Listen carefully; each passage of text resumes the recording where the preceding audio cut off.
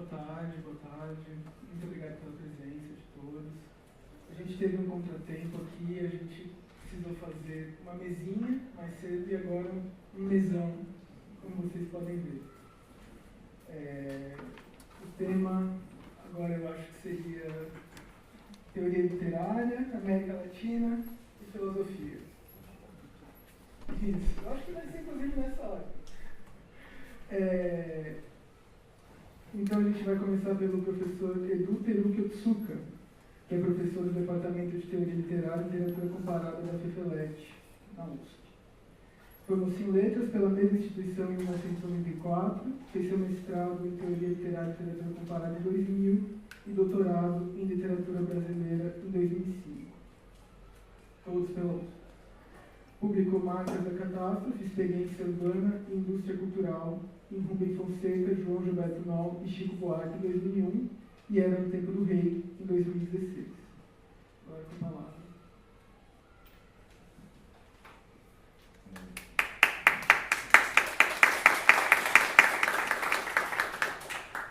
Boa tarde. Eu queria começar, claro, agradecendo os organizadores pelo convite, especialmente o Leandro, o professor Leandro e o César, que fizeram o contato. Bom, o título do evento, a ideia da verificação crítica da tradição, foi uma expressão do Roberto Schwartz, né? Me pareceu propor um pouco, pensar, vamos dizer, alguma coisa como a atualidade da obra do Antônio Cândido. E eu decidi, então, falar sobre um aspecto só da obra do Antônio Cândido, procurando pensar no modo de, vamos dizer, usar a obra do Antônio Cândido para pensar algumas questões que eu tenho percebido como, vamos dizer, dificuldades da crítica literária contemporânea para lidar com a literatura atual, especialmente com a chamada literatura periférica. Tá? Então, embora não seja especialista em literatura periférica, eu já vou avisando que eu não vou propriamente tratar esse assunto, mas eu queria fazer um percurso aqui, lembrando algumas passagens da obra do Antônio Cândido, que me parecem ser úteis para trazer algum material para ajudar, vamos dizer, a equacionar melhor o problema da avaliação das obras, que me parece ter sido, estar sendo uma dificuldade atual da crítica. Então, diante da literatura periférica, algumas questões como, digamos, a origem de classe dos escritores, o problema da autenticidade da voz que enuncia o discurso, o problema do sentido político dessas obras, os problemas ligados a critérios de legitimação artística dessas obras, são várias questões que têm aparecido e que me parecem ainda não estar suficientemente bem equacionadas para poder constituir um ponto de vista crítico para avaliar esteticamente essas obras. Então, tendo em vista esse problema, é que eu queria falar algumas coisinhas sobre Antônio Cândido. E eu vou começar lembrando que, pelo menos desde meados dos anos 40, quando Antônio Cândido ainda era professor de Sociologia e crítico de jornal, tá? Ele já chegou a formular uma espécie de distinção mais nítida entre análise estética e análise ideológica.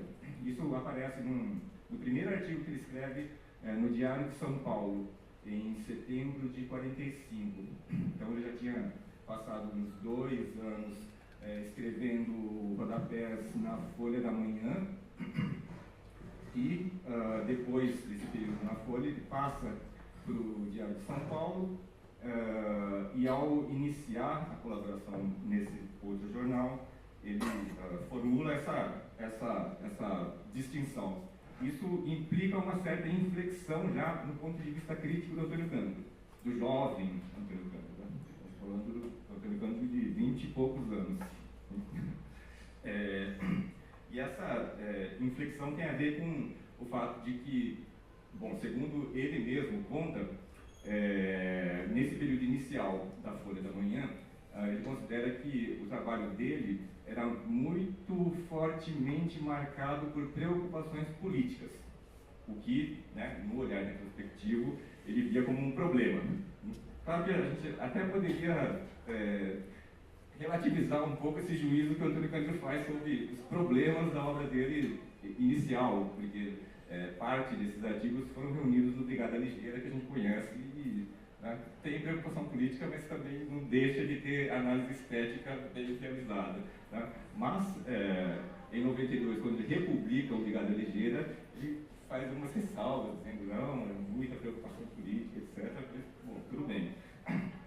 Se houvesse tempo, seria o caso de contextualizar melhor essa passagem, do período da Folha da Manhã para o período do Diário de São Paulo, né? Que envolve uma modificação no quadro, digamos, político, na medida em que, no início dos anos 40, ainda está muito presente aquela polarização política dos anos 30, ressoando, né? E talvez por isso o Antônio Cândido tenha optado por escrever com uma preocupação política mais acentuada. Né? Em 45, setembro de 45, já está num outro quadro em que já temos o fim da Segunda Guerra e o fim do Estado Novo. Né? Então já vai se abrindo outro horizonte. Bom, mas o que eu queria lembrar é que entre a colaboração na Folha e a colaboração no Diário de São Paulo, o Antônio Cândido participou de um concurso para a cadeira de literatura brasileira, que aconteceu, eu acho que em junho de 45. E é nesse concurso que ele apresenta a tese sobre o método crítico de Silvio Romero. Né? O Antônio Cândido, ao republicar a tese no início dos anos 60, ele escreve um prefácio datado de 61, em que ele diz que, eu vou ler o textinho, ele explica os motivos que o levaram a decidir republicar. Ele diz assim, que um dos motivos é pessoal, para marcar o ponto de partida, estou citando, marcar o ponto de partida das posições críticas a que cheguei, pois foi escrevendo esta tese que as defini pela primeira vez de maneira sistemática, após os primeiros anos de tapeio em revistas e jornais, orientado apenas pela alegre confiança dos 20 anos e algumas ilusões que aqui, na tese, superei, mas que até hoje me são atribuídas. Claro, ele está se referindo, parece, né, à acusação que perseguiu um pouco o Antônio Cândido ao longo da vida, de que ele seria o crítico sociológico. Né? Bom,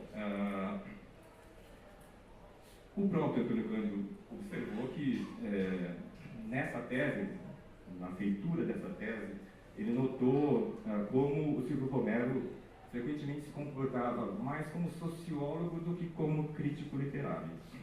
E nessa análise, foi uma espécie também de verificação crítica da tradição. Ele está olhando para o Silvio Romero, né, o crítico do final do século XIX, e percebe melhor as limitações dessa crítica, no caso, a crítica do Silvio Romero naturalista, né, ainda excessivamente pautada por questões políticas ou sociológicas. Claro, o Silvio Romero é um caso, né, extremo, porque ele realmente tinha pouco pendor para análise literária. Digamos então que é um pouco como se, estudando a crítica do Silvio Romero, o Antônio Cândido percebesse uma espécie de paralelo longínquo com os perigos que ele próprio talvez estivesse correndo risco de cair, né? Ou seja, deixar as questões políticas se sobreporem à análise estética, né, e isso ser um problema como resultado crítico. Então, é um pouco essa a reflexão que eu acho que está marcada no primeiro artigo que ele escreve para o Diário de São Paulo e que está republicado no livro organizado pelo Vinícius Dantas. O artigo se chama Começando e está no livro Textos de Intervenção. Bom, e eu queria então discutir um pouquinho essa questão. Momentos em que o Antônio Cândido faz uma distinção mais clara entre análise estética e análise de funções sociais, históricas, político-ideológicas, etc. Tá? No começo dos anos 60, o Antônio Cândido chegou a esboçar um esquema procurando fazer essa diferenciação. E lá é um artigo que chama Estímulos da Criação Literária e está no Literatura e Sociedade. Lá ele chega a fazer uma distinção entre função ideológica, função social e o que ele chama de função total. Então, essa distinção seria mais ou menos o seguinte. A função ideológica diz respeito à intenção consciente do autor, que nós podemos distinguir na camada aparente da obra. E, em geral, ela corresponde a um conjunto mais ou menos definido de ideias, comenta Antônio Cândido. Mas essa intenção que se apresenta na obra é muitas vezes uma ilusão do autor. Uma ilusão do autor que é desmentida pela estrutura objetiva da obra. Então, essa é a função ideológica. A função social é uma função que não depende da vontade ou da consciência do autor. Ela se refere ao papel que a obra desempenha na sociedade, abarcando, citando os termos do Antônio Cândido, desde a satisfação de necessidades espirituais e materiais até a manutenção ou mudança de um certo ordenamento social. Então, é o modo como a obra atua na sociedade. E, por fim, o que ele chama ali de função total corresponderia mais ou menos à função propriamente estética, e que seria aquilo que faz de um texto literário, na medida em que ultrapassa a situação imediata e, nos termos do Antônio Cândido, confere à obra uma relativa universalidade. Eu estou citando esse texto do Antônio Cândido, mas, na verdade, ele não se apega muito a essa distinção que ele estabeleceu no texto de 65. Nos textos posteriores, ele volta a falar em funções históricas, sociais e tal, mas ele não usa sistematicamente, e muito menos de maneira rígida, esses termos tal como ele define nesse ensaio. Tá? Então, mais importante do que nos apegarmos à letra dessas definições, seria pensar um pouco, né, nesses diferentes momentos em que o Cândido coloca o problema da avaliação literária, que, segundo ele, engloba, mas não se limita à análise de funções políticas, sociais ou históricas. Então, não é que a análise estética desconsidere as funções sociais, históricas, políticas. Engloba, mas não se limita a isso. Bom, só para dar um pouco de completude, talvez valha a pena lembrar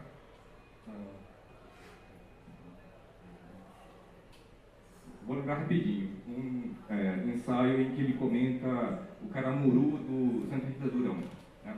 Um ensaio que se chama Estrutura Literária e Função Histórica. Lá, o Antônio Cândido analisa o poema épico de Durão e procura apontar o modo como o poema cumpriu funções históricas diferentes em momentos históricos diferentes. Então, no momento em que o poema foi escrito, ele certamente foi lido de acordo com, digamos, as intenções político-ideológicas que estão objetivamente dadas numa certa camada do poema. Né? Intenções que se ligam ao desejo de louvar e exaltar a empresa colonial portuguesa. Mas, fazendo análise da estrutura da obra, o Cândido nota que, além dessa camada de significado que se liga ao desejo de louvar a colonização portuguesa, há também uma certa valorização do índio nativo, de tal modo que, né, por um lado, né, há uma camada de significação ligada à exaltação do português colonizador e, de outro, também a valorização do índio nativo, de tal modo que se imprime na estrutura da obra uma ambiguidade. E essa ambiguidade estrutural é o que vai possibilitar que, 40 anos depois da sua publicação, o Caramuru seja lido pelos românticos de maneira completamente diferente. Os românticos, claro, estavam interessados na construção de uma tradição, aquilo que o Antônio Cândido chama, em algum lugar, de tendência genealógica, de buscar no passado obras que já pudessem ser vistas, de algum modo, como obras nacionais, antes do Brasil existir. Proto-nacionais. E é o que eles fazem com o Caramuru. Eles vão ignorar, vamos dizer, essa camada de significação que tem a ver com o intuito ideológico de louvar a colonização portuguesa e veem no Caramuru uma obra que funciona como predecessor das obras nacionalistas que eles estavam procurando construir. Eu queria, então, para encaminhar o problema, lembrar o ensaio Literatura de Dois Gumes, que é um ensaio de 1966. É um ensaio em que o Antônio Cândido retoma fundamentalmente os argumentos da formação da literatura brasileira. Então, substancialmente, os argumentos do ensaio são os mesmos, praticamente os mesmos que aparecem na formação. Então ele vai lá para o século XVII, XVIII, argumento XVIII, XIX, e o argumento é relativamente bem conhecido. Digamos que as obras foram deixando de ser manifestações avulsas à medida em que os escritores puderam tomar como referência e ponto de partida obras de predecessores e não apenas a influência estrangeira. E desse modo iam se criando vínculos entre os autores e as obras, articulando o que o Cândido chama de sistema literário. Vai se constituindo uma tradição que se forma por meio da articulação interna ao próprio desenvolvimento da literatura. Então, é uma tradição que vai se formando no processo de incorporação e reconfiguração das formas europeias trazidas pelo colonizador e que, no entanto, possibilitava a apreensão das particularidades locais, não só dos aspectos mais superficiais dessa realidade local, mas também dos seus problemas, das suas contradições, de tal modo que, como um resultado dessa tradição constituída e dessa adaptação dos meios expressivos impostos, seria possível se engendrar visões alternativas ou críticas a esse conjunto de valores ligados a essa camada social que impôs esses instrumentos de expressão literária. Então, no Literatura de Dois Gumes, ele retoma os argumentos da formação, mas, ao mesmo tempo, os atualiza por um ponto de vista marcado, me parece, pelas questões políticas de meados dos anos 60. A gente lembra que a formação foi redigida ainda na segunda metade da década de 40, em 51 já tinha uma primeira versão da formação mais ou menos pronta, ele revê o texto em 56 e 57 e o livro é publicado em 59. Então, entre 59 e 66, nesses poucos anos que separam a formação do ensaio Literatura de Dois Gumes, aconteceu alguma coisa. Em 59 e 66. Digamos que, entre as coisas que aconteceram, tem, no quadro político internacional, uma presença mais marcada dos países do terceiro mundo. Então tem movimentos de libertação nacional e muito fortemente um movimento de oposição ao imperialismo.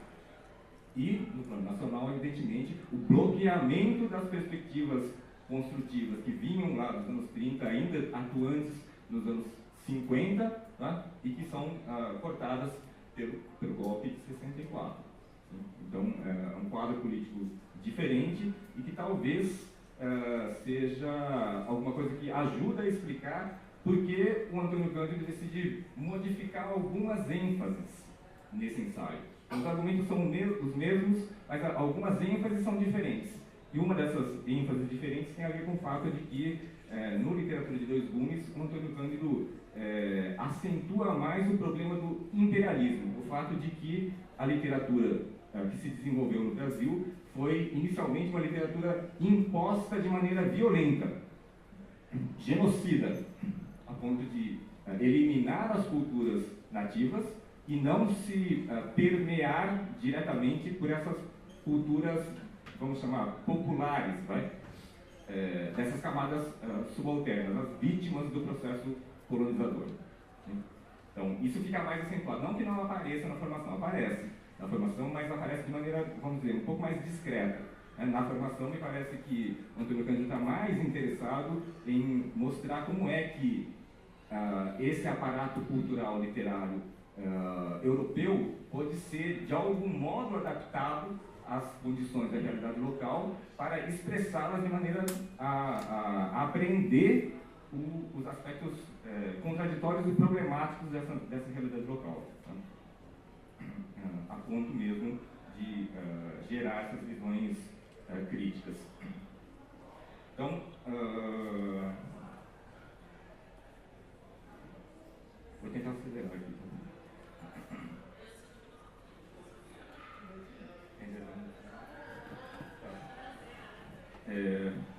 Deixa eu ler um trechinho, então. Num outro texto posterior, o Antônio Cândido se refere ao período colonial, ele afirma o seguinte, eu cito: uma ode, um sermão, um tratado político, uma comédia, eram obras cuja qualidade e significado estético só podem ser avaliados e definidos pela sua dimensão estética. Mas isto não impede de reconhecer também a função paralela referida, a função política, que todos desempenharam direta ou indiretamente no processo de imposição política. Então ele está acentuando o fato e diferenciando com clareza. Uma coisa é o valor estético, ligado à realização, à configuração estética, e outra coisa é a função política e ideológica que essas obras, de diferentes qualidades literárias, acabaram cumprindo no sentido de reforçar os valores, primeiro do colonizador e depois da classe dominante brasileira. Bom,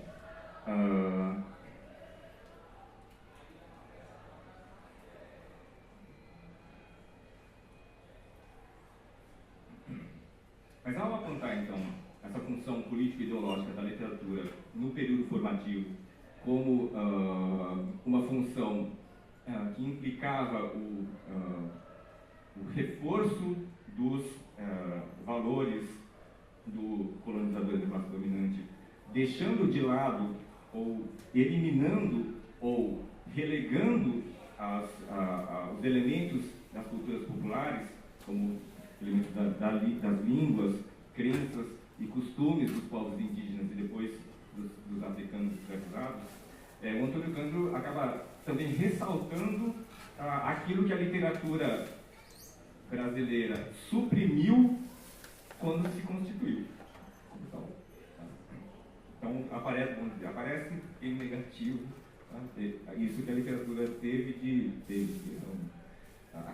suprimiu, ou eliminou, relegou. E deixa ver essas possibilidades bloqueadas do desenvolvimento de vertentes alternativas na literatura brasileira. Então, fica mais patente esse espaço reduzido que restou para as manifestações de caráter popular, ou pelo menos um pouco mais enraizadas na experiência dessas populações subordinadas. Bom.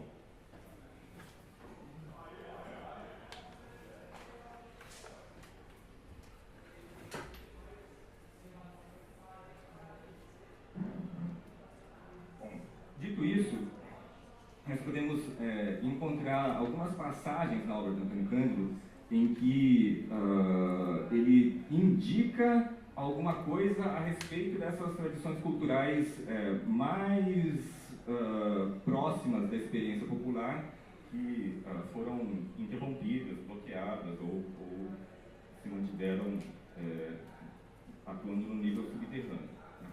Na dialética da malandragem, o famoso de 1970, o Antônio Cândido analisa, entre outras coisas, a comicidade das memórias de um sargento de milícias. E lá ele vincula essa comicidade dos sargentos de milícias a uma certa tradição descontínua de uma comicidade irreverente de fundo popular. Ele diz, eu cito, é uma comicidade que foge às esferas sancionadas da norma burguesa e vai encontrar a irreverência e a amoralidade de certas expressões populares.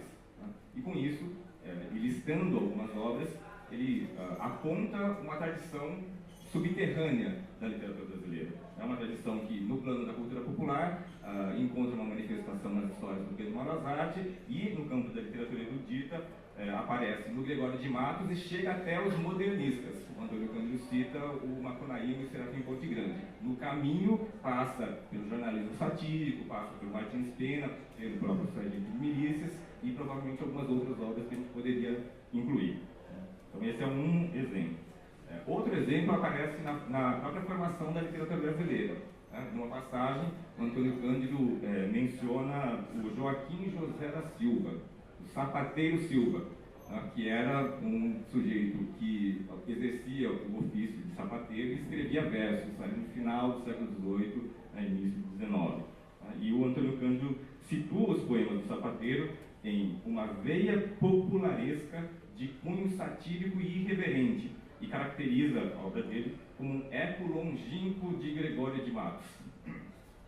Num estudo posterior sobre a poesia pantagruélica, que trata dos bestialógicos dos poetas românticos brasileiros, o Antônio Cândido faz nova referência ao Sapateiro, dizendo que os bestialógicos, como todos sabem, são aqueles poemas que envolvem a presença de um discurso de sentido absurdo.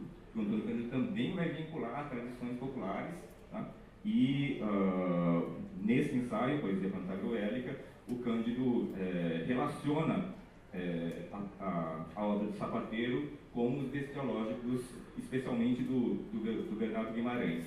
E chega mesmo a sugerir que os poemas do Sapateiro poderiam ajudar a explicar até mesmo certos traços da poesia de Sousângela.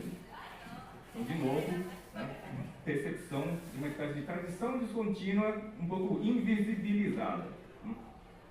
E aqui eu quero chegar num ponto talvez um pouco mais polêmico, que é o momento em passagens em que Antônio Cândido fala sobre a poesia do Luiz Gama. Luiz Gama, que muitos devem saber, foi um poeta. A biografia do Luiz Gama é por si só bastante significativa. Ele nasceu livre, filho de uma africana livre e de um fidalgo que empobreceu e vendeu o Luiz Gama, quando ele tinha 10 anos de idade, como escravo. Aos 18 anos, o Luiz Gama consegue reunir uma documentação que comprova o seu estatuto de homem livre, e foge da propriedade. Não basta ter uma documentação por isso. E foge da propriedade e acaba, enfim, tem lá um percurso, ele acaba virando um amanuense e passa a atuar auxiliando as alforrias dos escravos. E acaba sendo despedido, ele estava no serviço público, acaba sendo demitido do serviço público por ser turbulento e sedicioso. Bom, e era poeta também, autor das primeiras trovas burlescas. Bom, numa palestra de 95, publicada com o título Preconceito e Democracia, o Antônio Cândido discute alguns escritores, entre os quais o Luiz Gama.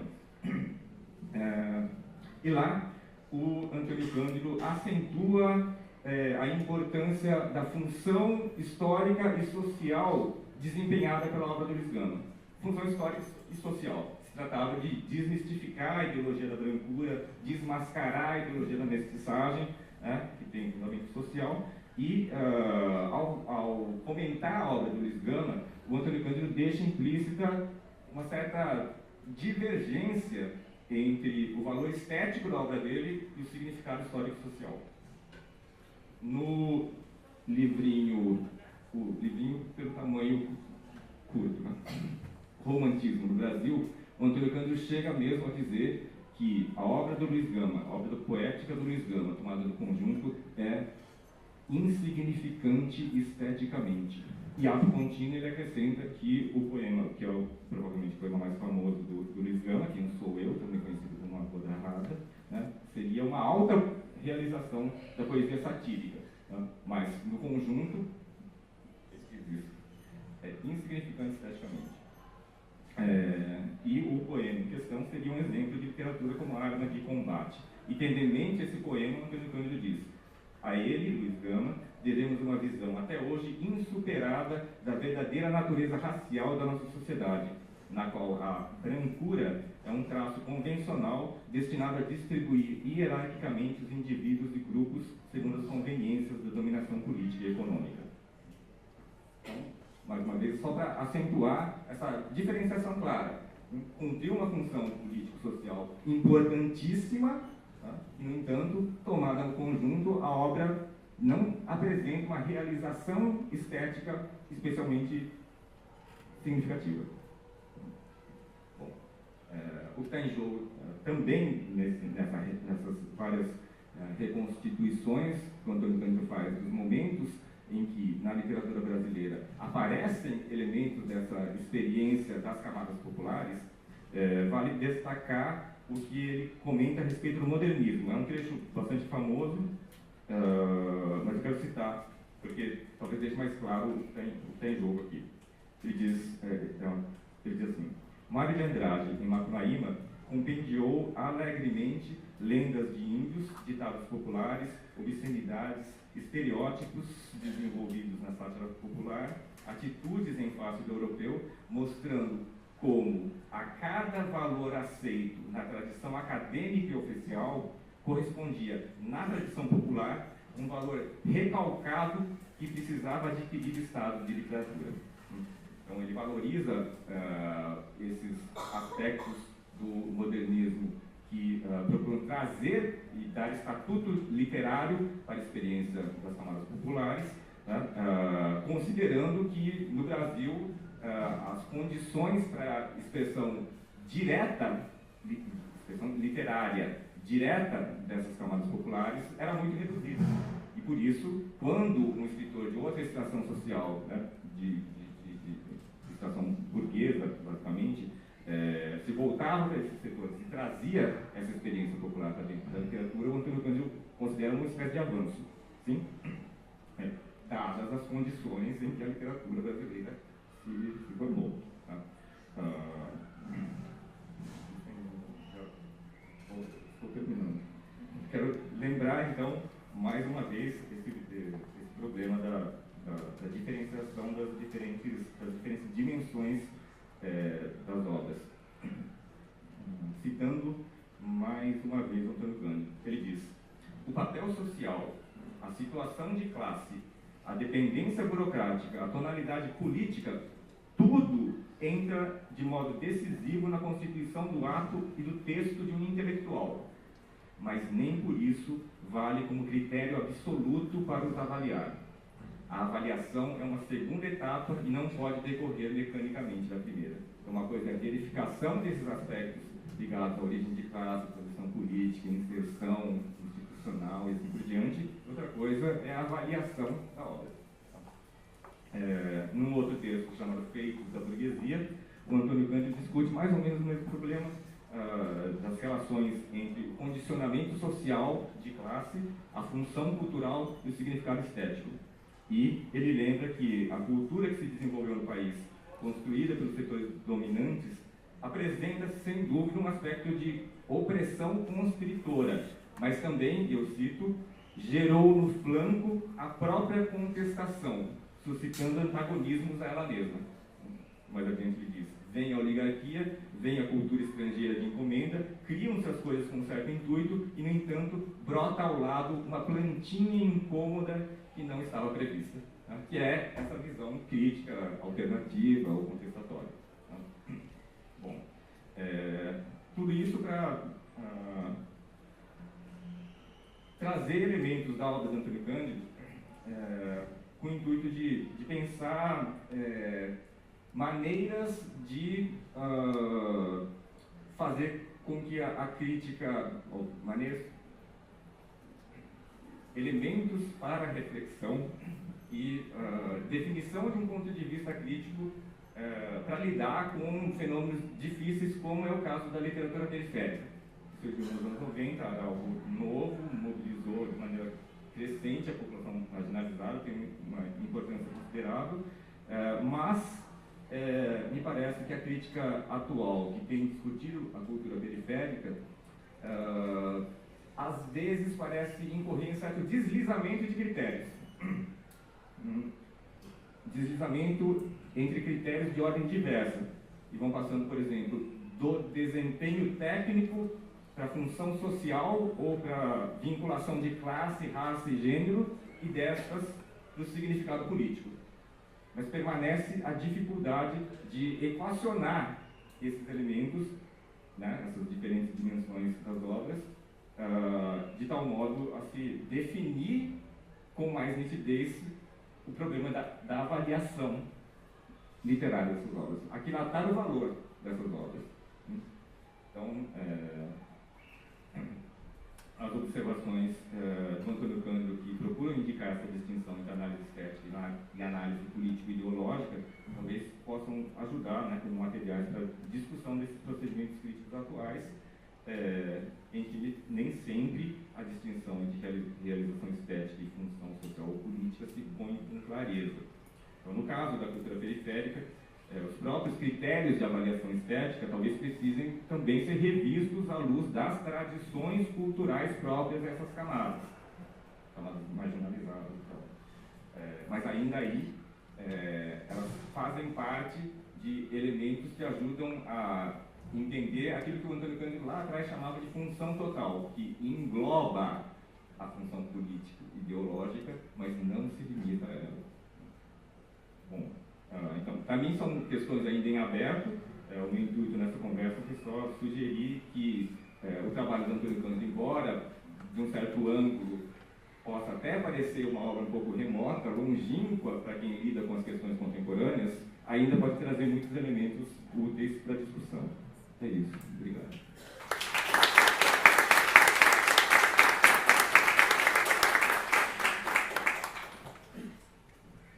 Obrigado, professor Edu. Agora eu chamo a professora Joana, que é professora adjunta do Departamento de Letras, aqui da Universidade, onde ministra aulas de literatura espanhola e hispano-americana desde 2013. Doutor em literatura brasileira com foco em crítica literária de jornal pela FEFELET, USP.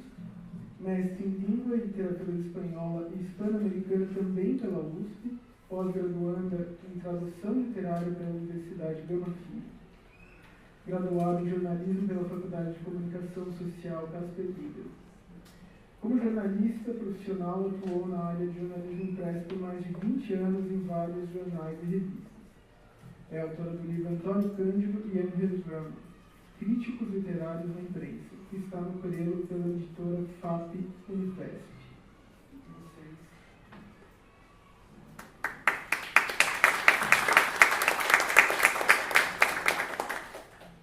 Boa tarde a todos e todas. Meus agradecimentos à organização da jornada, pelo convite. Participar de um evento com uma configuração dessas me deixa duplamente feliz.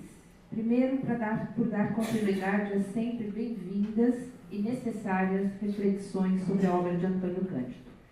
Em segundo lugar, porque ver aqui na EFELESH um lastro de renovação e continuidade no trabalho realizado há mais tempo por outros colegas de pesquisas e de outros grupos, outras instituições, como é o caso da FEFELESH, faculdade que deu lugar à minha formação acadêmica e onde conheci a obra do Antônio Cândido, e um pouquinho do professor em uma célebre aula de pós-graduação.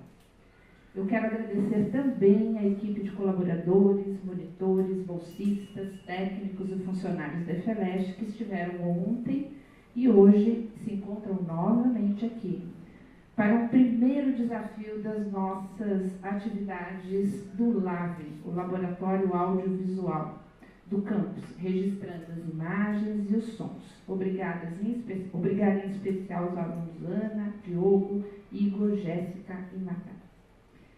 Bem, falar de Antônio Cândido e da América Latina me leva para o ano de 1960, quando o jovem professor esteve no Uruguai para ministrar aulas sobre literatura brasileira nos cursos de verão.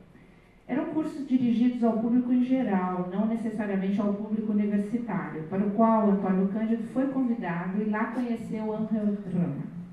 É justamente no verão daquele ano que teve início o que chamei de um caso de congenialidade intelectual. E a partir desse encontro vou situar essa conexão de Cândido e América Latina com um recorte entre uma ligação intelectual e uma ligação afetiva. Eu peço um parênteses aqui para localizar vocês um pouquinho essa outra faceta do Antônio Cândido, né? Talvez pouco conhecida, que é a faceta de jornalista, de crítico literário, né? A atuação dele como um crítico nas páginas da imprensa e não nas páginas dos livros. E nesse sentido, eu preciso também fazer uma costura, que não é tão simples de entender tudo, que esse trabalho, né, de pensar a América Latina e depois o que isso veio e vem, né, brotando e rendendo, acontece justamente quando ele encontra o Ángel Rama no Uruguai. Então, essa pequena digressão só para que fique um pouquinho mais claro. A partir dessa aproximação entre o Cândido e o Rama, eu afirmo que eles mantiveram um circuito de retroalimentação intelectual bem intensivo, desde que começaram a travar um diálogo logo que se conheceram. Essa afirmação é de Pablo Roca, um professor estudioso lá do Rio Grande do Uruguai, né, de Montevideo, e ele aponta, pela convivência que ele teve com o Cândido e não com o Rama, ele aponta essa relação, foi um processo bastante profícuo e de grande envergadura cultural, que se manteve por mais 20 anos. Na verdade, foram 23 anos que durou essa aproximação afetiva e intelectual entre Rama e Cândido. Pois bem, a partir desta aproximação, Cândido recebeu prontamente por parte de Rama a declaração de que estava disposto a dar prosseguimento ao que, segundo ele, consistiria na tarefa principal dos intelectuais latino-americanos daquele tempo, a de, abro aspas, se conhecerem e trocarem experiências. A declaração do Cândido. Em seguida, Cândido concedeu uma rápida entrevista a Ángel Rama, que era, então, o crítico de literatura do semanário Marte. O assunto da conversa resultou em uma pequena reportagem publicada dias após, em fevereiro daquele mesmo ano, e, como o título anunciava, La Nueva Crítica Brasileira, oferecia aos leitores uma novidade ancorada na figura central do entrevistado, o crítico brasileiro Antônio Cândido de Melo Souza. A boa nova se referia aos rumos que a crítica literária brasileira estava assumindo, na medida em que os críticos contemporâneos divergiam de correntes anteriores, as quais se voltavam ao impressionismo e à história literária, e haviam tido representantes como Silvio Romero, Zé Veríssimo, Afrânio Coutinho e Álvaro Lins. Tais caminhos da nova vertente da crítica brasileira vinham anunciados e analisados na recém-publicada Formação da Literatura Brasileira, Momentos Decisivos, obra fundadora de Cândido. A partir de então, Rama e Antônio Cândido iniciaram um processo de intercâmbios, que abarcou uma variada gama de questões teóricas. Assim que tomou conhecimento da proposta de Cândido em Formação da Literatura Brasileira, o crítico uruguaio aderiu a determinadas questões ali propostas, e as ideias do crítico brasileiro ganhariam eco nas reflexões e estudos formulados nos ensaios de Rama que surgiram dali em diante.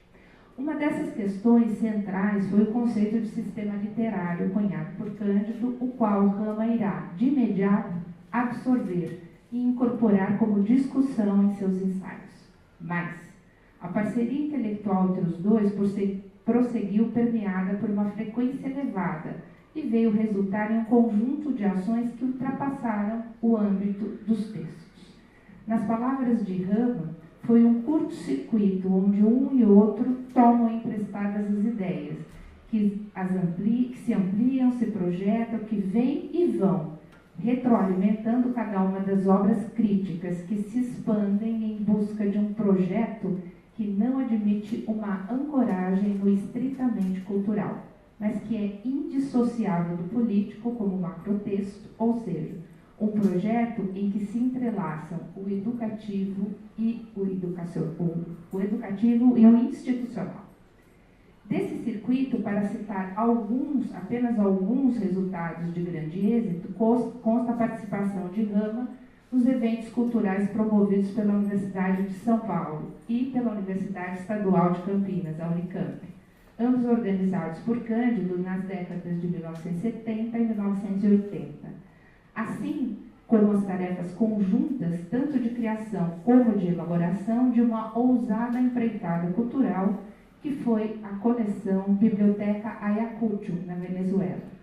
Diante de uma visão que buscava vias de enlace cultural para a América Latina, Rama propôs para Ayacucho, na década de 80, além de obras de ficção, volumes coletivos voltados à literatura, antropologia, filosofia e pensamento político, sendo que 1/3 dos principais 100 volumes ficou reservado para títulos brasileiros. Para se chegar a tal número, o crítico uruguaio contou com a colaboração solícita e dedicada de Antônio Cândido. O autor de formação referiu-se ao projeto da Ayacucho como, cito, uma das mais notáveis empresas de conhecimento e fraternidade continental da literatura e do pensamento, inclusive porque foi a primeira vez que o Brasil apareceu num projeto deste tipo em proporção adequada e representativa. Boa parte das discussões que permearam a escolha de títulos e autores para Ayacucho ficou registrada na correspondência entre Rama e Cândido no livro de autoria de Pablo Roca, Antônio Cândido e Ángel Rama, Correspondência, um projeto latino-americano, que está publicado no Brasil com tradução. Ainda não? Pois bem, esta edição em língua espanhola.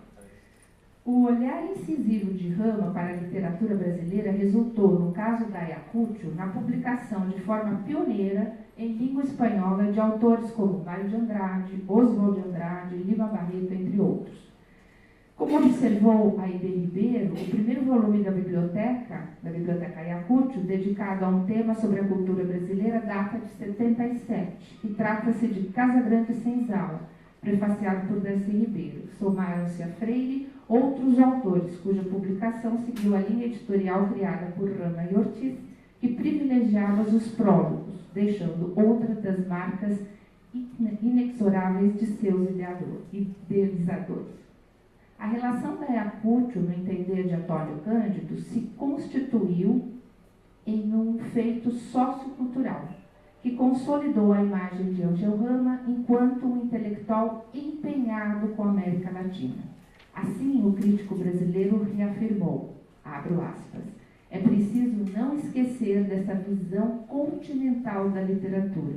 É muito comovente, por exemplo, o interesse que ele, Ángel Rama, tinha pela literatura brasileira, que esses hispano-americanos não têm, fecha aspas. Entre um elenco bastante expressivo de realizações, o circuito Cândido Rama esteve muito centrado na prioridade de imprimir novas visões para os estudos literários no tocante à literatura latino-americana.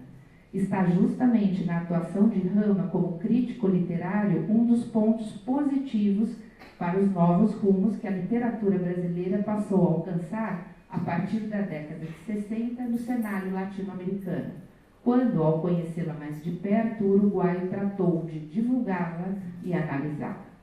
Durante os 23 anos em que tal circuito se manteve vivo, usando um termo tão caro a Antônio Cândido, ele foi perspassado por laços estreitos e fraternos de uma amizade singular e de absoluto reconhecimento intelectual, cuja interrupção veio apenas com a morte de Ángel Rama em novembro de 1983. Além da correspondência, a profícua relação entre eles deixou outra marca comum entre os dois, a crítica crítica de jornal. Em épocas distintas, em países e idiomas diferentes, ambos se dedicaram em espaços físicos de um jornal à crítica de literatura. Antônio Cândido, depois de passar pelas páginas da revista Clima, assumiu na condição de crítico titular a coluna de pé de página, batizada de Notas de Crítica Literária na Folha da Manhã, e posteriormente no Diário de São Paulo, em um período que, salvo alguns intervalos, prosseguiu de 41 a 47.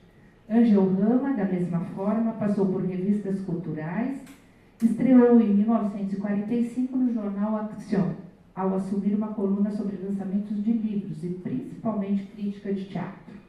E seguiu até o fechamento de Marcha, em 1974, pela ditadura militar chefiada por Juan María Bordaberry. Rama, porém, prosseguiu colaborando como crítico em outros periódicos fora do Uruguai, onde passou a viver como exilado.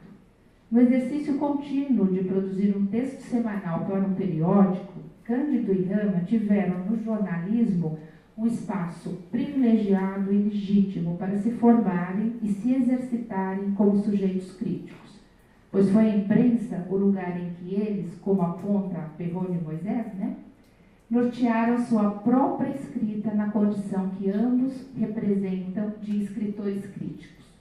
Partidários da mesma plataforma na tarefa de mediação que coube a cada um, junto com seus respectivos leitores, os dois mantiveram-se comprometidos com a informação e, portanto, puderam levar o que de novo a literatura trazia, fazia e irradiava. Além de promover questionamentos e discussões sobre as suas experiências estéticas, eles igualmente promoveram o enriquecimento do debate de ideias, na medida em que reconheceram na literatura uma expressão artística, articulada à sociedade e a um tempo histórico. Também como críticos de jornais, logo como formadores de opinião, puderam avaliar cuidadosamente as obras de um tempo presente e, da mesma forma, de um tempo passado, e, com isso, orientar a formação do leitor. Perspassando a atuação desses dois críticos de convicções socialistas e arraigados nos princípios do marxismo, esteve a presença constante da militância, intelectuais comprometidos com seu tempo e com sua função junto à sociedade. Cândido e Rama se mostraram empenhados com a literatura e as causas políticas e ideológicas que teceram muitas das trajetórias de escritores estreantes e consagrados. Afora as diferenças e pontos de contato, há nos textos jornalísticos dos dois um elemento comum fortemente evidenciado, a militância literária. Igualmente empenhados com a ética e a verdade, ambos mantêm, entre outros traços relevantes, um compromisso com aquele que foi um projeto maior para os dois, a literatura. Figuras formadoras na história crítica da literatura latino-americana, Ângel Rama e Antônio Cândido se constituíram em críticos de fundamental importância para as literaturas do Brasil e da América Latina. Os dois confirmaram no jornalismo uma consanguinidade intelectual e, ao que veremos, em algumas outras situações e citações que eu vou fazer de maneira recortada, seguiram a risco aquele compromisso assumido de se conhecerem e trocarem experiências. Vou pular um trechinho aqui, que na verdade retoma essa ideia do jornalismo, para dizer que nesse circuito afetivo eles mantiveram então essa correspondência profícua, não havia outro meio de comunicação na época, e os telefonemas longos mesmo sendo em outros países, cada um morando em um país. E as conversas sempre muito afiadas. Faço uma pequena digressão dizendo da capacidade que tinha o Ângel Rama de conversa, diálogo e essa capacidade panorâmica que tanto a Ana Pissarro, entre outros, destacou. Ou seja, uma conversa entre esses dois críticos, ademais de uma conversa de amigos deveria ser muito interessante, porque não levaria menos de 3 ou 4 horas. Porque enquanto um fazia o panorama da literatura latino-americana, o outro da literatura brasileira. Então, ao final, havia ali um consenso e uma tréplica e réplica. Então, eu imagino como devia ser. Então, voltando, esse circuito, né, afetivo e intelectual também faz com que haja, essa frequência entre o Uruguai e o Brasil, e o Cândido convida o Ângelo para voltar a São Paulo, isso em 1980, desta vez para participação nas Jornadas de Literatura Latino-Americana de São Paulo. E um colóquio lá na Unicamp, ambos organizados por Cândido. Nesse evento, com o intuito de debater a literatura latino-americana, participaram, entre outras figuras da crítica, o peruano Antônio Cornejo Polar e a argentina Beatriz Salo. A Beatriz Salo é uma das intelectuais que se seguem depois, não é? De outras gerações, trabalhando com esse diálogo e conversando e estabelecendo outros diálogos com a obra crítica do Cândido. Uma das razões, então, para a vinda de Rama para São Paulo ajustava-se ao projeto do qual Cândido também fazia parte, e consistia na criação de um centro latino-americano, afora a realização de publicações reunindo os temas afins, o que veio, em parte, a se consolidar mais para frente, em 1993, quando da publicação de 3 volumes de América Latina, Palavra, Literatura e Cultura, que está sempre presente nas nossas bibliografias. A obra foi organizada pela professora chilena Ana Pissarro e contou com a colaboração de cerca de 100 estudiosos distribuídos pela Europa, Estados Unidos e América Latina. Deve-se ressaltar que nesse grupo, colaboradores estavam Cândido e Rama, dupla a qual pertencia a ideia original do projeto, que, entre outras coisas, ambicionava a realização de uma obra maior sobre a história da literatura da América Latina. Parece que é essa ainda, estamos por ver, quem sabe. Em 1983, Rama veio novamente a São Paulo para a realização de um ciclo de conferências sobre a América Latina na Unicamp, que aconteceu entre 3 e 6 de outubro. Novamente, Cândido, ao lado de Pissarro, uma das coordenadoras do projeto, trataram de dar prosseguimento ao que seria uma obra voltada para essa história da literatura latino-americana. Mas, em 27 de novembro desse mesmo ano, um acidente aéreo com o avião que saiu de Mejorada del Campo, nas proximidades de Madrid, com destino a Bogotá, onde Rama iria participar do primeiro encontro da cultura hispano-americana, atendendo a um convite especial do então presidente colombiano Belisário Betancourt, matou todos os passageiros. Entre eles estavam Marta Traba e os escritores Manuel Escorza e Jorge Ibargüengoitia. Bom, esse contato entre os dois, que resultou em projetos tão positivos e inovadores para as relações entre as literaturas latino-americana e brasileiras, não como comentou o Pablo Roca, não podemos pensar que há um acaso, então, que isso foi uma coincidência, mas que há determinados fatos históricos para que, no caso, era o sucesso da Revolução Cubana, né, que em 1960 a Revolução estava ecoando sobre esses latino-americanos pensadores que acreditavam que o mundo ia ter outro rumo, não só nas páginas dos livros, mas entre as relações entre as pessoas e a distribuição de renda e as políticas e etc. Né? Havia uma metodologia de trabalho e uma visão do mundo que Cândido tinha muito bem formada, uma forma de trabalho que estava consolidada, apesar de sua relativa juventude nessa época. Em 1960, Cândido estava com 42 anos. Assim como a visão de mundo que Rama estava consolidando nesse momento. Então, esses fatores históricos, sociais, políticos e culturais de formação nunca se pode deixar de lado, né? Não dá para se atribuir uma casualidade do destino o encontro deles.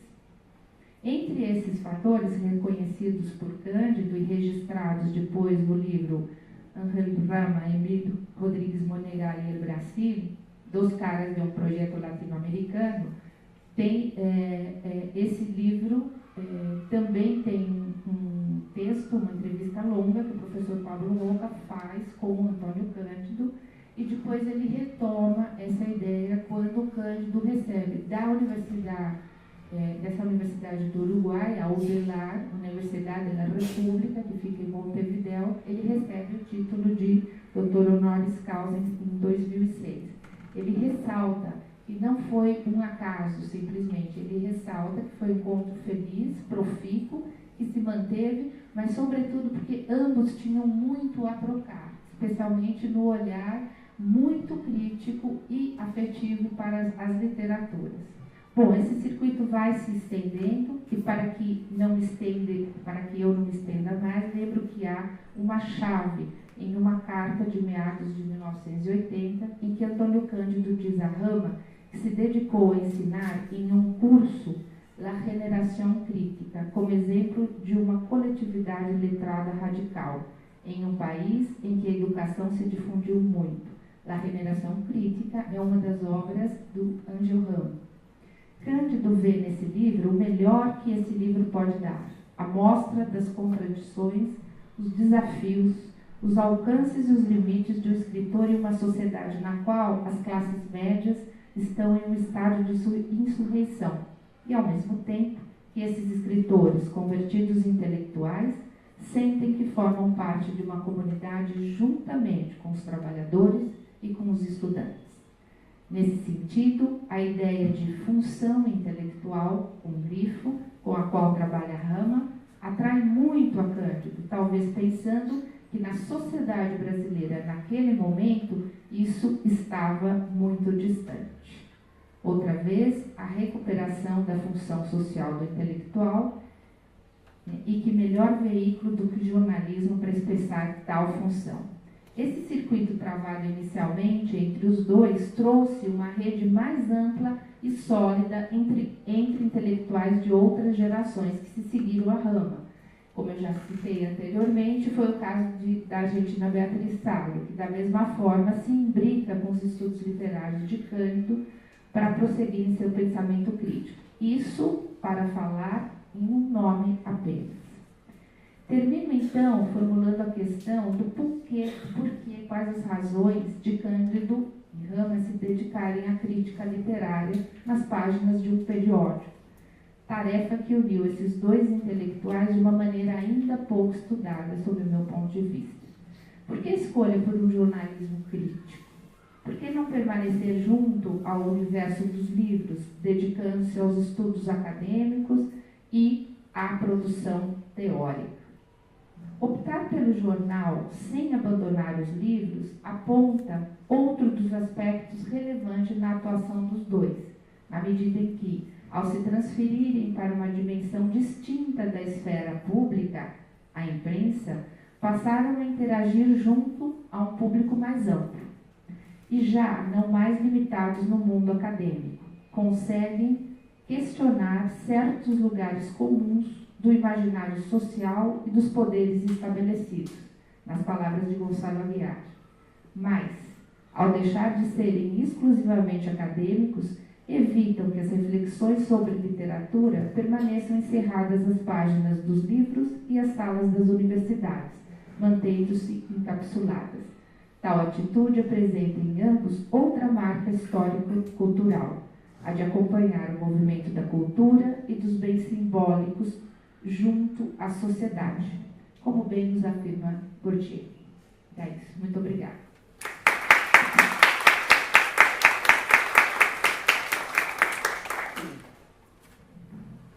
Obrigado, professora.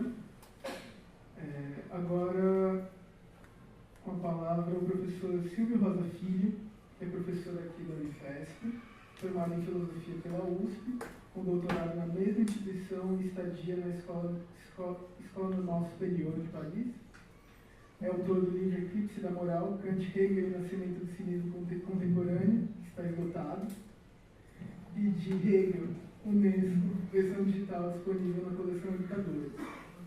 Coordena o grupo de pesquisa Filosofia, Literatura e Sociedade, assim como o Scripta, Laboratório de Leitura, Tradução e Escrita.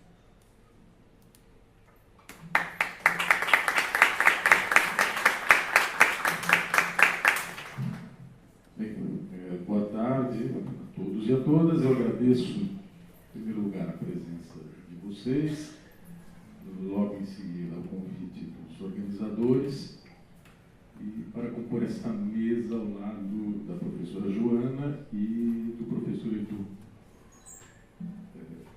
Dado o nome proposto para a mesa, Antônio Cândido, América Latina e a filosofia, cabe a mim começar logo mencionando um ensaio de Antônio Cândido, publicado em 2007, na revista Discurso, do Departamento de Filosofia da USP, ensaio cujo título é o seguinte: da importância de não ser filósofo.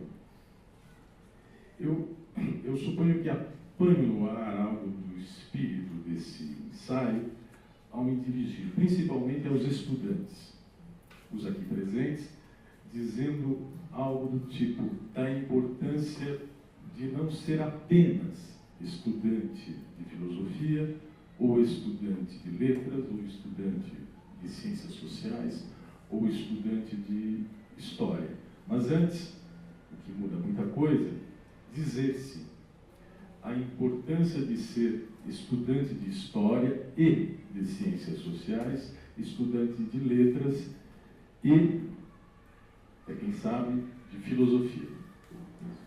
Em particular, da importância de ser estudante em humanidades, constituindo um ponto de vista próprio, quem sabe um ponto de vista unifespiano, ponto de vista local, que talvez possa ser ampliado, mas sem um salto mirabolante para o cosmopolitismo ou para o localismo, igualmente abstratos.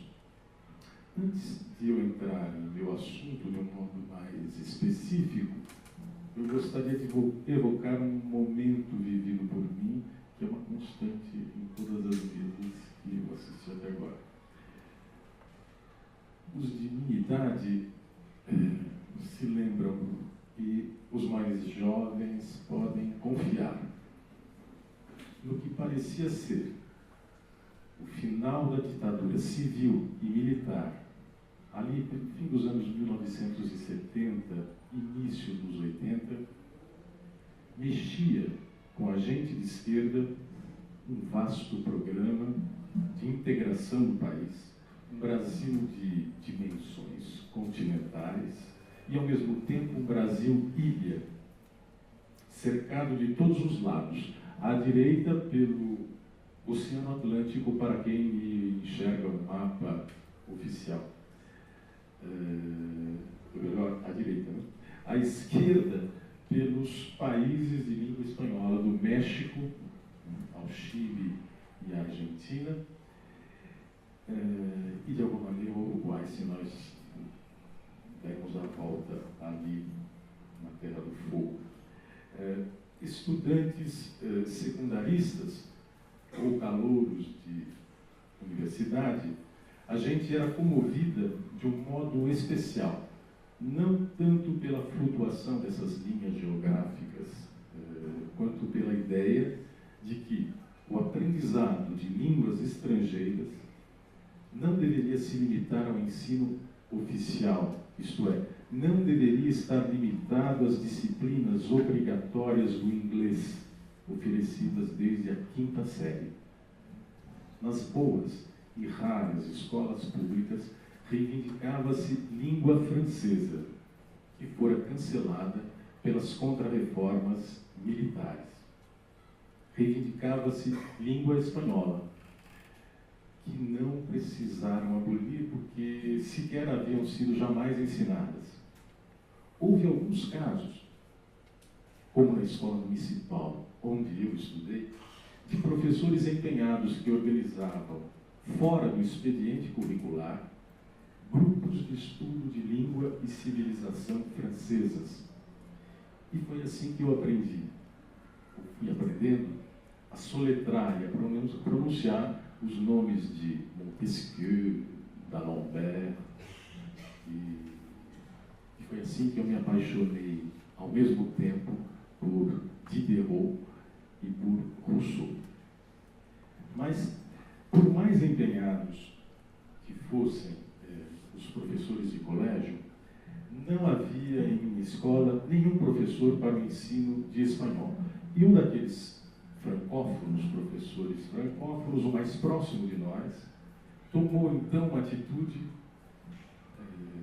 da qual eu me lembro muito bem, como se fosse hoje. Porque nós éramos razoavelmente estudiosos e formávamos um grupo para o qual estudar era ao mesmo tempo um prazer e uma luta. Por isso, esse professor, eu acho, se voltou para nós um dia dizendo assim: formem vocês um grupo de língua espanhola. E dias depois, ele, em outra aula de francês, abriu a sua mochila e dali tirou um manual de língua espanhola, 3 fitas cassete, alguns sabem do que se trata, alguns discos de vinil. E foi assim que eu ouvi pela primeira vez o nome de Mercedes Sosa. Aprendi a pronunciar, vou ficar comovido, claro. Mercedes Sosa interpreta a Atahualpa Yupanqui, álbum de 1979. E o de 1980, gravado ao vivo no Brasil. E mais tarde, de 1982, Mercedes Sosa na Argentina. Então, se eu volto assim aos meus 17 e tantos anos, depois de ter vivido meio século, é porque faz parte dessa pequena nota sentimental um momento imediatamente ulterior ao ensino médio, quando então calouro no curso de letras, eu tomei conhecimento de um certo esquema de Machado de Assis, ensaio redigido bem antes, no ano de 1968, por Antônio Cândido. E só mais tarde, em setembro de 1988, desta vez eu era primeiro-anista do curso de filosofia, eu vim a ter notícia de que Antônio Cândido daria uma palestra no Instituto de Altos Estudos da USP. E, em resumidíssimas palavras, tratava-se de expor ali o radicalismo no Brasil. Isto é, o conjunto de ideias e atitudes formando contrapeso ao movimento conservador que sempre predominou no país. Na palestra, ouvia-se Antônio Cândido dizer, em sua introdução, que esse conjunto de ideias e atitudes é, eu cito, devido a autores isolados que não se integram em sistemas, porque aqui nunca floresceu, em escala apreciável, um corpo próprio de doutrina politicamente avançada, ao contrário do que se deu em países como o Uruguai, Peru, México e Argentina. O título da palestra vinha grafado no plural, Radicalismos. Em 1995, então 7, quase 8 anos depois, quando eu estava terminando minha graduação em filosofia, o texto base desta palestra seria publicado em versão espanhola pelo Fundo de Cultura Econômica, esse livro Ensaios e Comentários, dedicado por Antônio Cândido justamente a Ángel Rama, mas com um título ligeiramente modificado, Visiones Radicales de Brasil e de América Latina. Aliás, entre a edição brasileira e a mexicana, não é essa a única modificação no título. Há no mínimo uma outra que eu gostaria de falar, retomando a questão de se constituir, ou talvez seja melhor dizer, a questão de instituir um ponto de vista local como base ou fundamento a partir dos quais estabelecer uma escala crítica de medida, nem exclusivamente interna, nem muito menos externa ou cosmopolita, mas medida própria para se pensar a radicalidade no Brasil e na América Latina, subsídio para contribuir com a proposta contida no subtítulo desta nossa nossa jornada, verificação crítica da tradição. Sabe-se que o intuito de Antônio Cândido consistia em mostrar a ocorrência, mas em espanhol mudou, ele diz la presencia, não ocorrência, mas presença, de ideias radicais no Brasil, tratando de caracterizar essas ideias por meio de referência a 3 autores significativos, como nós pudemos acompanhar ontem na apresentação do professor Rodrigo. 3 autores significativos, vocês se lembram, Joaquim Nabuco, Manuel Bonfim e Sérgio Buarque de Holanda. Mencionando de saída, Antônio Cândido, o lado oposto a esse pensamento radical, o pensamento conservador, pois, à medida que o tempo corre, diz Antônio Cândido, verifica-se que um dos traços fundamentais da mentalidade e do comportamento político no Brasil é a persistência das posições conservadoras, formando uma barreira quase intransponível. Eu vou retomar então, mas brevemente, eu espero, algumas observações contidas no ensaio Radicalismos, remetendo às apresentações de Leandro Azini e de Rodrigo Soares de Cepeda. Não sei se o Leandro está aqui. Não, saiu. Está cuidando de negócios acadêmicos. Mas eu vou tentar acompanhar o resumo do próprio Antônio Cândido quando ele assinala aqui. Eu cito: os radicalismos de cada país podem ser a condição do êxito do pensamento revolucionário, inclusive o que se inspira no marxismo. E o autor acrescenta: daí ser conveniente investigar quais são os tipos e mesmo os simples fermentos ocasionais de radicalismo no passado brasileiro, a fim de que se possa, não apenas por meio deles, combater o pensamento e a prática conservadora, que é um maciço central da nossa tradição política, mas também, eu gostaria de sublinhar este ponto, a fim de que se possa usar esses radicalismos como ingredientes para a transposição e eventual criação de posições revolucionárias. Em espanhol fica mais forte ainda, né? Para a transposição e eventual criação de posições revolucionárias. Sob esse aspecto, a combinação de marxismo heterodoxo e de tradições radicais de cada lugar é o que permite pensar a criação e verificar o alcance das posições revolucionárias, não apenas na América Latina ou em outros continentes, de modo que seria possível supor algo assim como um sentimento íntimo de seu continente e de seu tempo, quer como elemento interno à estrutura, ao tempo de 200 anos, análise estrutural, quer como elemento interno à conjuntura, ao tempo de 50 anos. Tem que dizer isso em homenagem aos mais jovens, porque é assim que se pensava análise de estrutura, quer dizer, análise de 200 anos, análise de conjuntura, 50 anos. Não agenda eleitoral, por favor. No plano da estrutura, o que se enxerga é um movimento de báscula, um movimento, digamos, de oscilação entre revolução e contra-revolução, com acentuado peso histórico desta última, claro, contra-revolução permanente. No plano da conjuntura, o que se viu foi a intermitência das reformas de base e a constância das contra-reformas de base, algo subterrânea e hoje mais visível na flutuação de superfície, digamos, da modernização ultraconservadora e nos escrachos de diversos matizes ideológicos. Sob esse aspecto, a radicalidade de Antônio Cândido, em parte pela época em que viveu, difere dos radicais que ele pôs em relevo.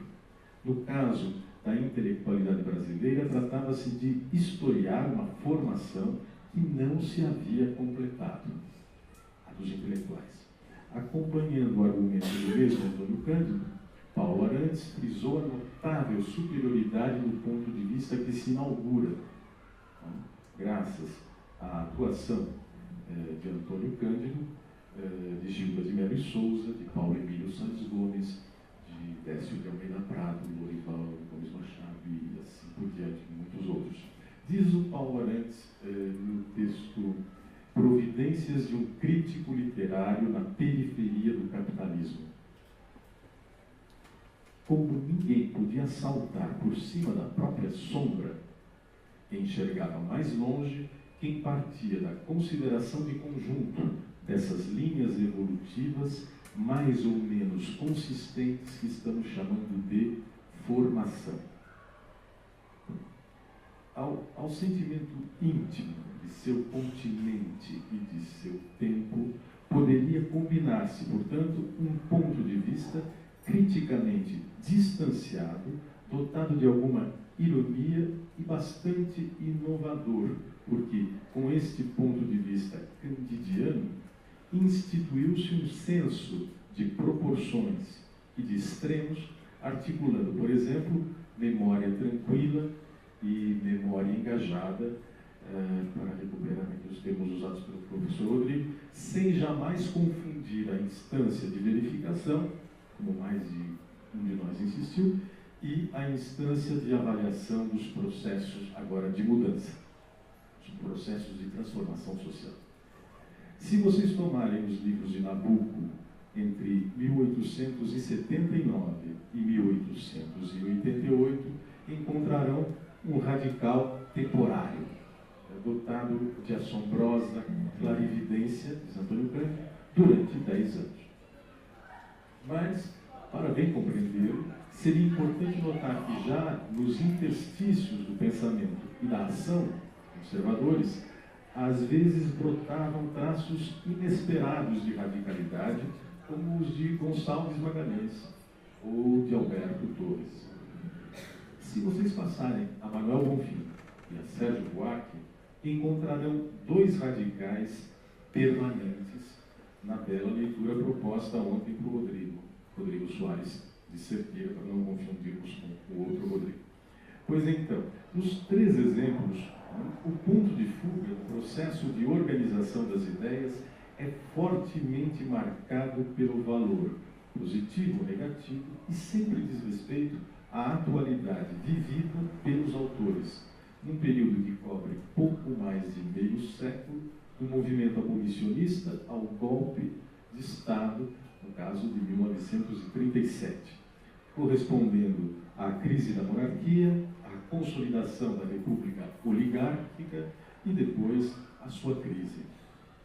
Como o Rodrigo já acentuou, a incorporação de Sérgio Buarque na própria forma da memorialística de Antônio Cândido, como ele já fez isso, eu vou me contentar em pôr alguma ênfase na condensação dos tipos políticos de intelectual propostos por Manuel Bonfim.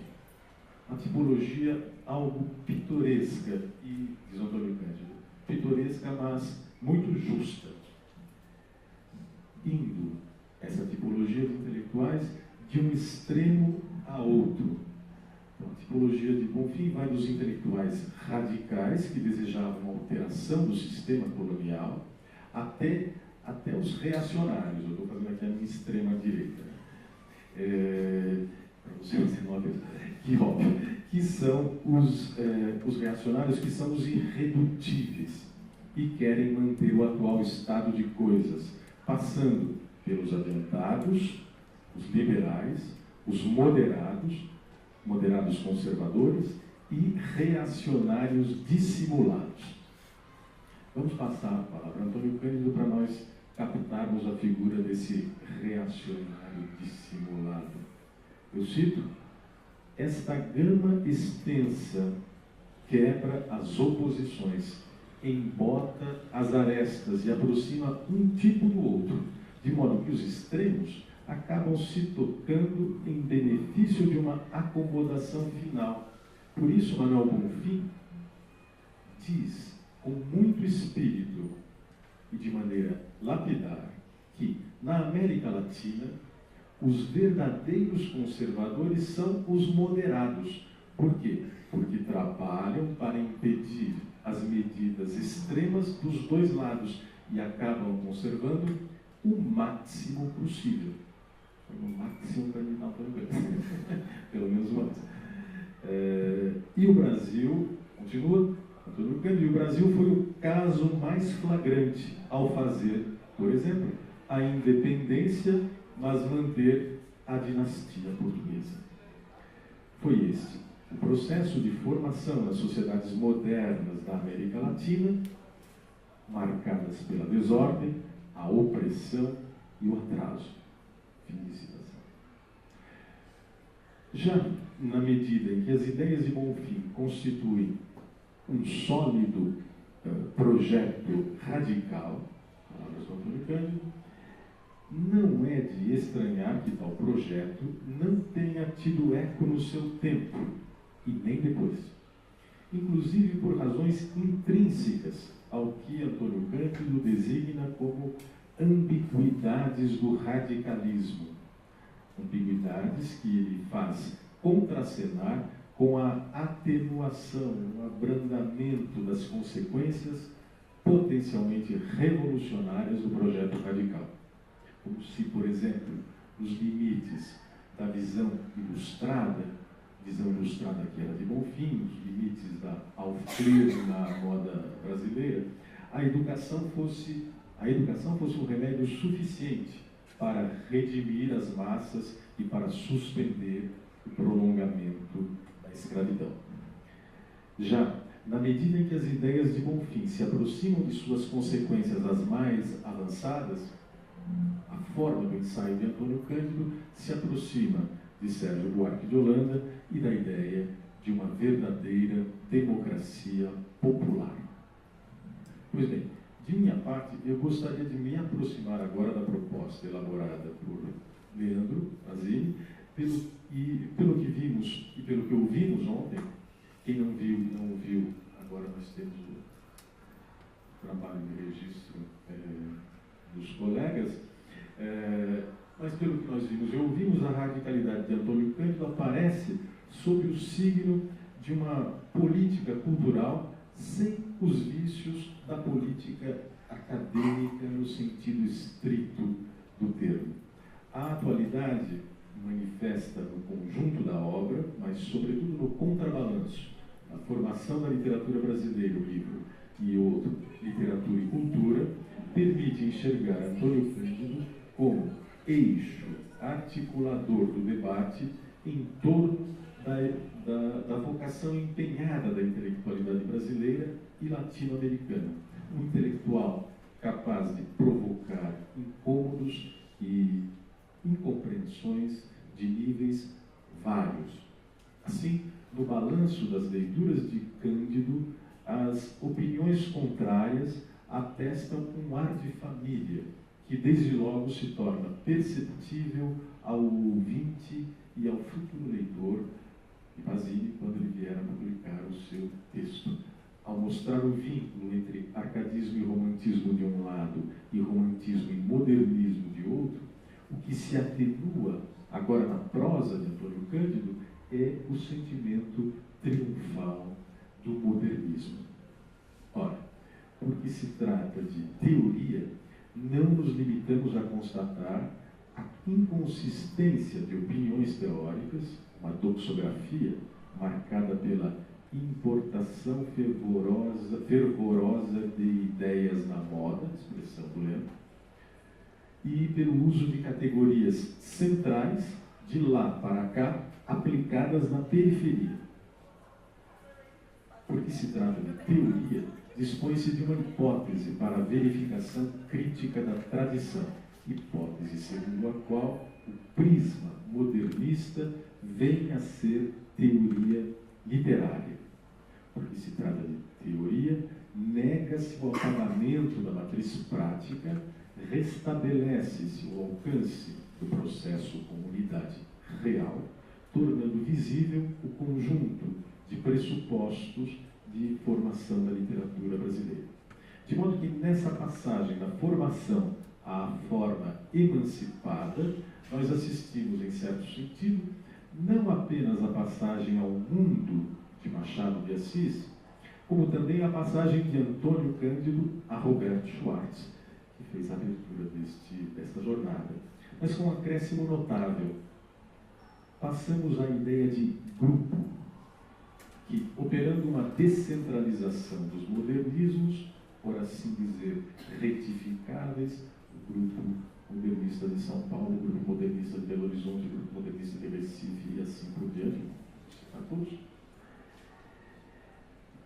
Esses grupos, digamos assim, operando essa descentralização dos modernismos, vai, nesses modernismos, poderá oferir articulações específicas. Então, é de se esperar, portanto, que articulações serão a cada passo menos abstratas. Do sentimento do concreto, o Rodrigo, a expressão que usou ontem, às consequências teóricas e brasileiras de Leandro, algo assim como uma atenção pormenorizada às mediações locais se firmou na linha escuta de ontem. Um achado para se ver o movimento geral das ideias e o automovimento de conteúdos que se sedimentam na forma literária e nela poderão ser avaliados, a questão sendo então de tato. Agora, no que concerne à forma da ação, eu penso que se poderia arriscar uma hipótese similar. Como o tempo avança, eu vou avançando. Como o tempo avança, e vocês já estão cansados, eu vou me limitar a sugerir que essa hipótese que não dispensa a leitura da tradição crítica, pensaria o modo pelo qual o prisma da radicalidade se torna projeto emancipatório. Em resumidas palavras, para que o ponto de vista não se torne ponto cego, mas ponto de vista instituinte, seria preciso dizer algo no seguinte teor: a leitura da tradição crítica brasileira sem projeto emancipatório é vazia. Projeto emancipatório sem experiência da tradição crítica é cego. Certamente são observações que dependem em larga medida da presença do pensamento, tanto na universidade como na sociedade brasileira.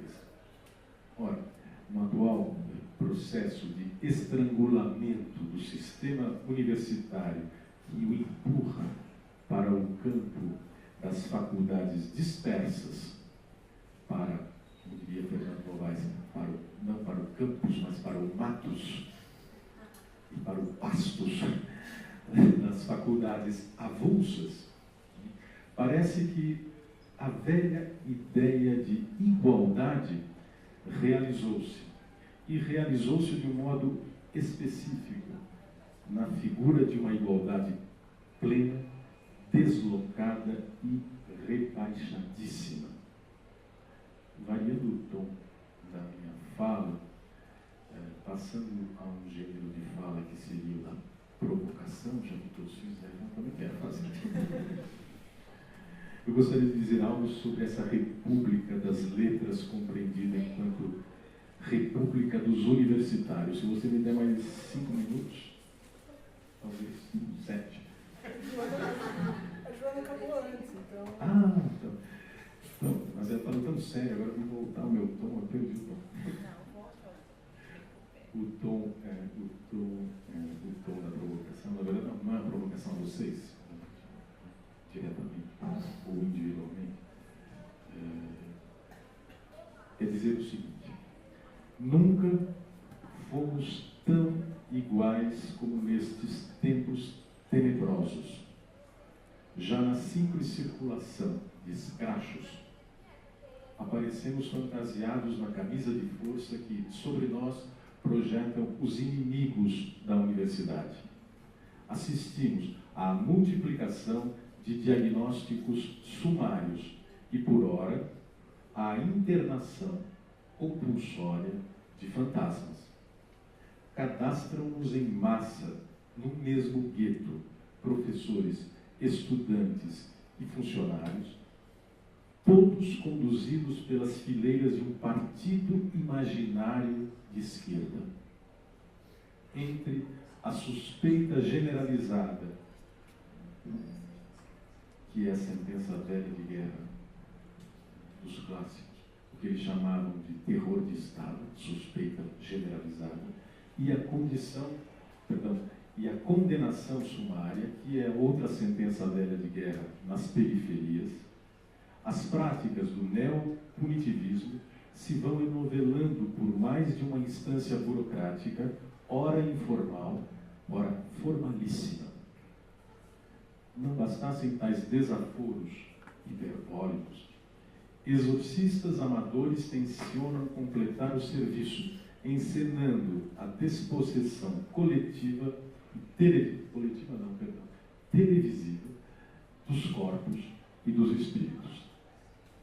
Por essas e outras desqualificações da vida acadêmica, afora a ironia objetiva que acompanha o processo, e descontada a vibração democrática de baixíssima intensidade, é forçosamente que se admite: somos todos iguais.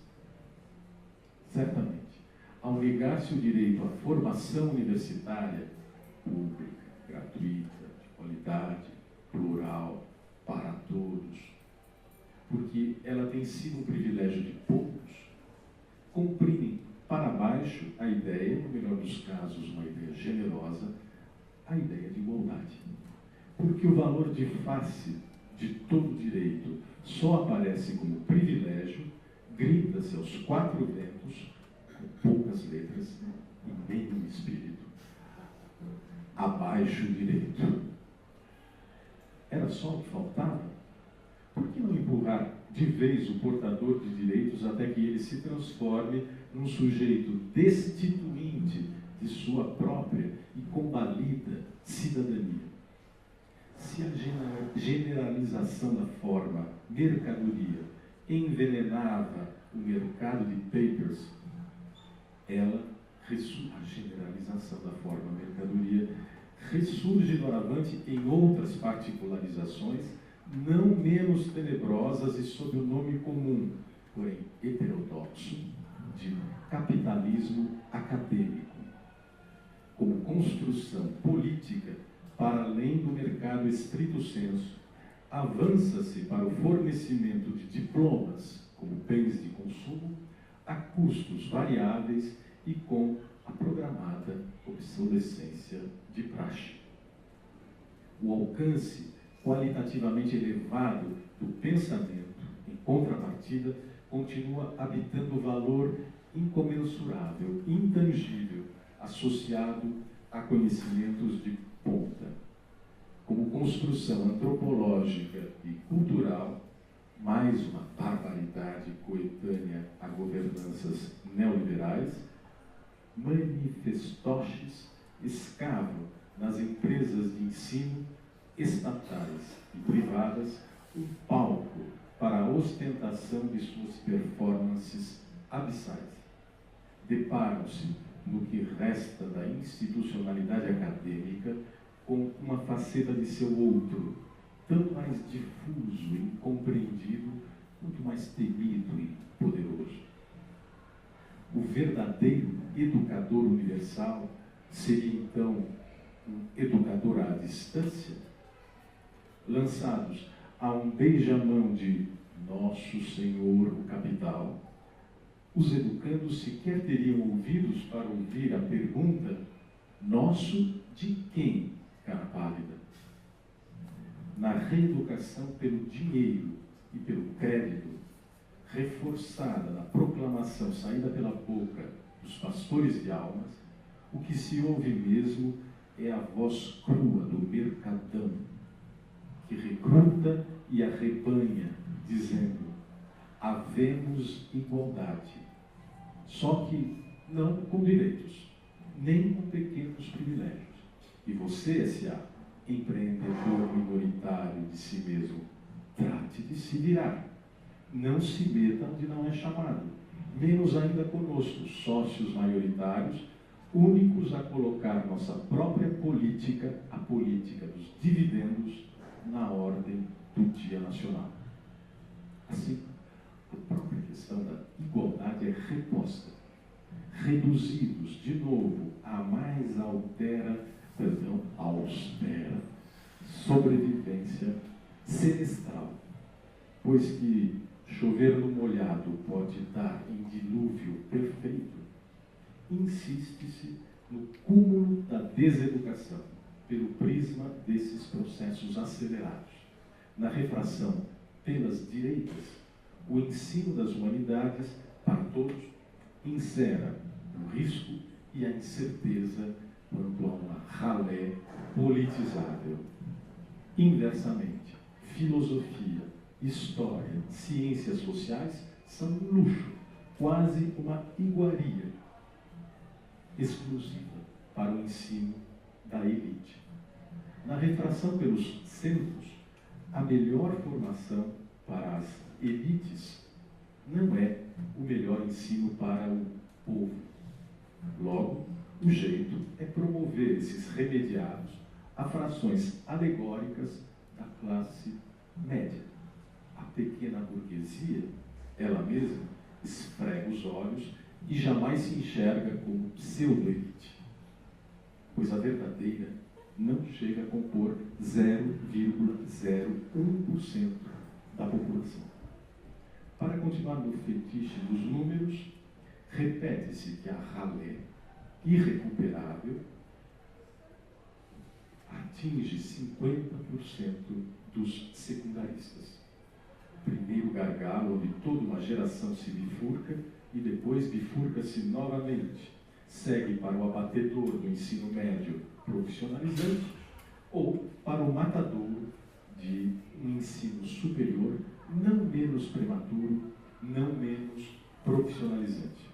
Na refração pelas esquerdas, bastaria constatar que centro e direita vêm perdendo o controle de seus extremos.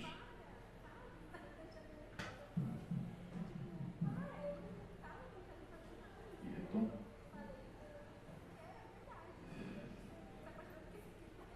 A iniciativa própria das esquerdas, contudo, parece confinada nas táticas e estratégias da resistência. Uma temeridade, tudo somado parece que sim. Números, é verdade, nem sempre são desejáveis. Qual tendência política admitiria que somos, hoje, 99,99%? Por óbvio, a igualdade massificada é reposta sem anular a diferenciação social. Mescla horrenda de poder irresponsável, casquinhas de amor próprio ferido, combinação de novos e arcaicos preconceitos. Nos nichos de autonomia para nós respirarmos, supostamente aqui mesmo, na universidade, choca-se o ovo de distintas contradições. Chega até a essas zonas escarpadas o eco das chantagens do capitalismo acadêmico. Querem independência? Muito bem, comecem pela conquista da independência financeira. Tratem de se autofinanciar. Eu ouvi isso num debate nesta universidade. Compreende-se que, numa sociedade de recentíssimo passado escravocrata, a mera possibilidade de realizar-se algo assim como uma educação superior e emancipatória soa como um sinal de alarme, uma ameaça iminente. Daí também o paulatino estrangulamento orçamentário. Se este prosseguir a despeito da agenda eleitoral, não faltará quem reviva um estado de coisas públicas contemporâneo à tardia fundação da universidade no Brasil, quando só começava a mudar o cenário das faculdades avulsas. Os tempos acumulam, então, desvantagens da República Velha sem as vantagens do progresso havido. Para ficar com um professor independente, que abriu esta jornada,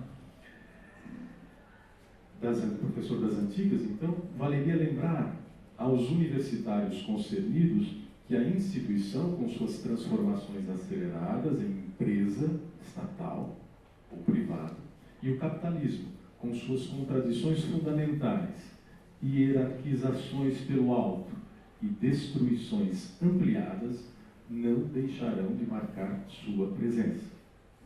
Salvo equívoco da minha parte, a própria situação de igualdade é reposta, outra volta no parafuso que nos aproxima do limite do conhecimento que os universitários podem ter de si mesmos, pois nesse limite, que é também das pesquisas de ponta, atinge-se momento liminar, hora de virada para o exercício do autoconhecimento. Quem teve notícias das coordenadas históricas da fundação da universidade no Brasil, percebe que desde o início os nossos melhores sabiam instalar-se politicamente, extra-muros.